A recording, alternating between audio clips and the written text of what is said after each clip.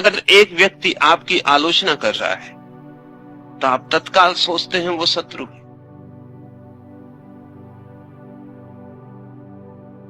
लेकिन वो मित्र भी हो सकता है।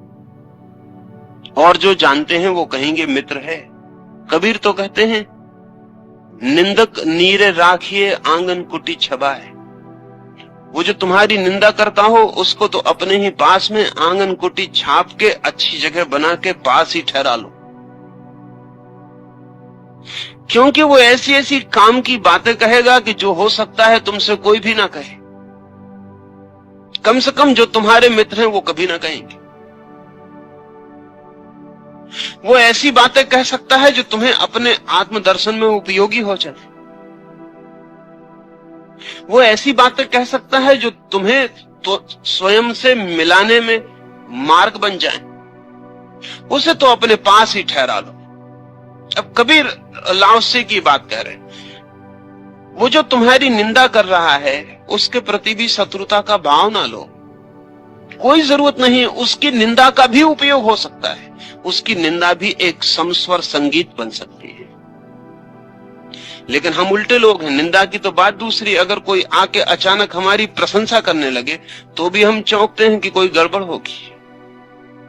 नहीं तो कोई किसी की प्रशंसा करता है, जरूर कोई मतलब होगा। खुशामद के पीछे जरूर कोई मतलब होगा। प्रशंसा कर रहा है तो जरूर अब कुछ ना कुछ मांग करेगा, या तो कर्ज लेने आया होगा, या पता नहीं आगे क्या बात निकले। प्रशंसा सुन के भी हम चौंक जाते हैं, निंदा की तो बात बहुत दूर है।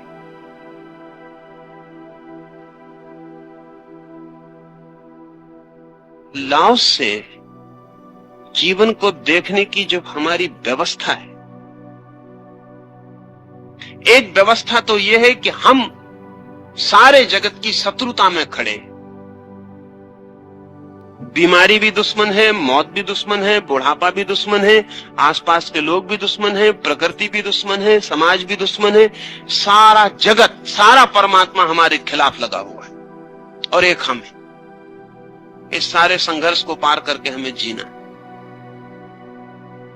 एक तो ये गेस्टाल्ट है, एक तो ये ढंग है, और दूसरा ढंग ये है कि चांद तारे और आकाश और पृथ्वी और परमात्मा और समाज और पशु और पक्षी और वृक्ष और पौधे और सब, बीमारी भी, दुश्मन भी, मौत भी मेरे साथी हैं, संगी।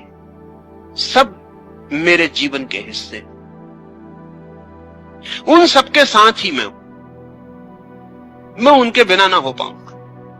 ये दूसरा गेस्टाल्ट है, ये जिंदगी का दूसरा ढंग है।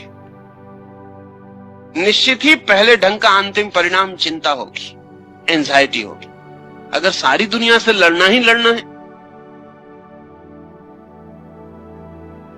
24 घंटे सुबह से सांझ तक लड़ना ही लड़ना है, तो जिंदगी आनंद नहीं हो सकती। और लड़के भी मरना ही पड़ेगा, रोज रोज हारना ही पड़ेगा, क्योंकि लड़के भी कौन जीता है। मौत तो आएगी, बुढ़ापा आएगा ही, बीमारी आएगी ही, लड़के भी सब आएगा और हम लड़ते ही रहेंगे और ये सब आता ही रहेगा। तो इसका अंतिम परिणाम क्या होगा? हम सिर्फ खोखले हो जाएंगे और चिंता के सिवाय हमारे भीतर कोई अस्तित्व नहीं रह जाएगा। पश्चिम के विज्ञान के चिंतन ने करीब करीब ऐसी हालत पैदा कर दी। हर चीज से लड़ना है, सब चीज से भयभीत होना है, क्योंकि जब लड़ना है तो भयभीत होगा, और जब लड़ना है तो हर एक के विपरीत सुरक्षा का आयोजन करना है। हिटलर शादी नहीं किया इसलिए कि शादी कर ले तो कम से कम एक स्त्री तो कमरे में सोने की हकदार हो जाएगी और रात वो गर्दन दबा दे।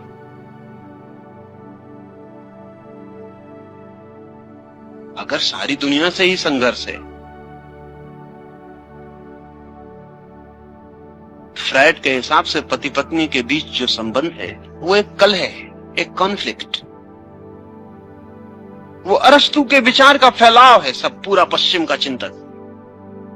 पति और पत्नी के बीच जो संबंध है, फ्रायड उसे कहता है ए सेक्सुअल वार। वो कोई प्रेम वगैरह नहीं है, वो सिर्फ एक काम युद्ध है। जिसमें पति पत्नी को डोमिनेट करने की कोशिश में लगा है, पत्नी पति को डोमिनेट करने की कोशिश में लगी।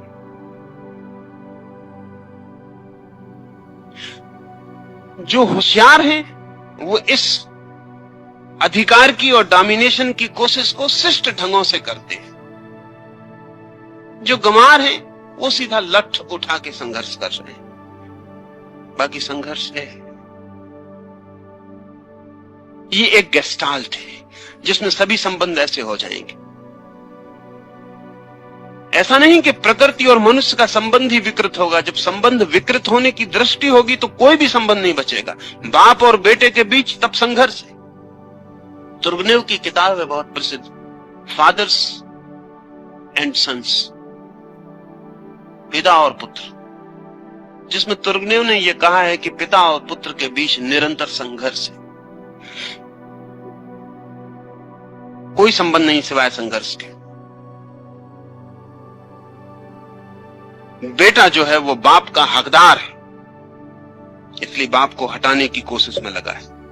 वो जगह छोड़ दे, बेटा उसकी जगह बैठ जाए। ये गेस्टाल्ट है, देखेंगे तो दिखाई पड़ जाएगा कि बेटा बाप को हटाने की कोशिश में लगा है। हटो, एक चाबी दो, दूसरी चाबी दो, तीसरी चाबी दो, अब तुम घर बैठो, अब रिटायर हो जाओ, अब दुकान पर बैठने दो, दफ्तर में बैठने दो। बेटा एक कोशिश में लगा है, बाप एक कोशिश में लगा है पैर जमा के कि जब तक बन सके तब तक वो वहीं खड़ा रहे, बेटे को ना घुस जाने दे। इसे ऐसा देखने में कोई कठिनाई नहीं है, ऐसा देखा जा सकता है, ऐसा है जैसा हमने जिंदगी बनाई है, जिस ढंग से उसमें ऐसा है। और बड़े मजेदार बात है कि बाप बेटे को बड़ा कर रहा है, पाल रहा है, पोस रहा है, और सिर्फ इसीलिए कि वो उसकी जगह छीन लेगा। उसको शिक्षित कर रहा है सिर्फ इसलिए कि कल वो उसके खाते बही पे कब्जा कर ले। उसको बीमारी से बचा रहा है, उसको शिक्षित कर रहा है, उसको बड़ा कर रहा है इसलिए कि कल वो चाबी छीन ले। मां बेटे की शादी करने के पीछे पड़ी है, कल उसकी पत्नी आ जाएगी और वो पत्नी सब छीनना शुरू कर देगी, और तब कलह शुरू होगी और वो कलह जारी रहेगी। गेस्टाल्ट क्या है हमारे देखने का? अगर हम जीवन को एक कलह, एक कॉन्फ्लिक्ट, एक संघर्ष, एक स्ट्रगल की भाषा में देखते हैं तो धीरे धीरे जीवन के सब परतों पर और सब संबंधों में संघर्ष हो जाएगा। तब व्यक्ति अकेला बचता है और सारा जगत उसके विपरीत शत्रु की तरह खड़ा है। सारा जगत प्रतिस्पर्धा में और अकेला मैं बचाऊं। स्वभावता है इतने बड़े जगत के खिलाफ प्रतिस्पर्धा में खड़े होकर सिवा चिंता के पहाड़ के और क्या मिलेगा? और चिंता के बाद भी विजय का कोई उपाय नहीं है, क्योंकि पराजय ही होने वाली है। बुढ़ापा आएगा ही, मौत आएगी ही, सब डूब ही जाएगा। चाहे बाप कितना ही लड़े, बेटे को दे ही जाना पड़ेगा। चाहे सास कितनी ही लड़े, बहू के हाथ में शक्ति पहुंच ही जाएगी। और चाहे गुरु कितना ही संघर्ष करे, शिष्य आज नहीं कल उसकी जगह बैठ ही जाए। बायजीद ने एक सूत्र लिखा है कि जिन जिन को मैंने धनुर्विद्या सिखाई उनका आखिरी निशाना मैं ही बना।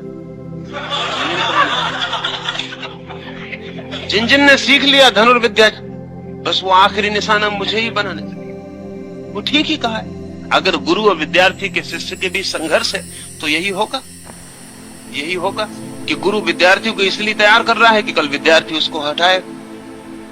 ये सारी जिंदगी एक संघर्ष है दूसरे को हटाने के लिए, और सब तरफ दुश्मन है, कोई मित्र नहीं। जो मित्र मालूम पड़ते हैं वो थोड़े कम दुश्मन है, बस इतना ही।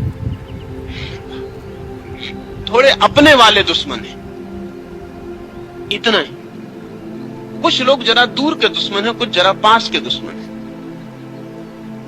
जो पास के हैं जरा ख्याल रखते हैं, जरा दूर के हैं बिल्कुल ख्याल नहीं रखते। बाकी दुश्मनी स्थिर है। लाओस से एक दूसरे गेस्टाल्ट को प्रस्तावित करता है, और लाओसे ने जिस तरह से उसे रखा है, काश वो कभी आदमी के समझ में आ सके तो हम एक दूसरी ही संस्कृति और दूसरे ही जगत का निर्माण कर लें। वो कहता है तुम अलग हो ही नहीं, इसलिए शत्रुता का सवाल कहां। तुम व्यक्ति हो ही नहीं, क्योंकि व्यक्ति तुम सिर्फ इसी